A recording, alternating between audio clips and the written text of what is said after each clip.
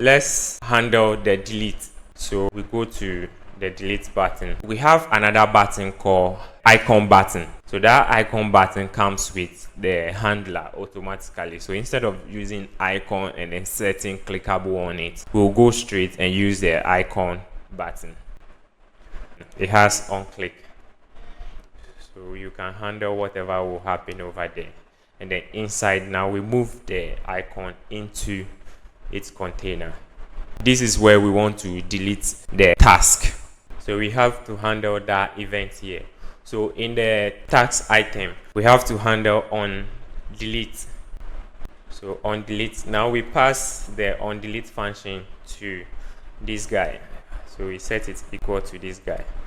And also now we need to update this one to the parent, because we want to handle the deletion in the navigator. So you call on delete here, call the on delete. Now on this item, it is requiring us to handle the on delete. So on delete, you pass the on delete here is equal to the on delete coming from the parent. So we want to handle it in the navigator.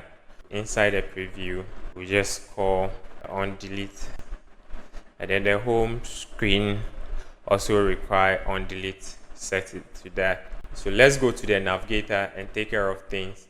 So this is where we want to actually delete the item. So inside the on delete, let's see how to delete the item.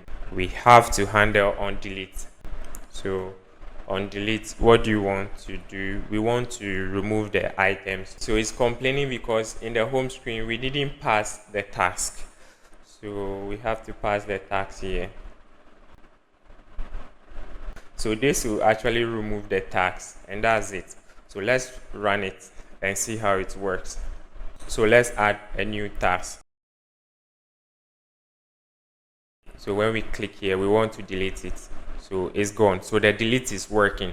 In the next episode, we'll see how to complete the task.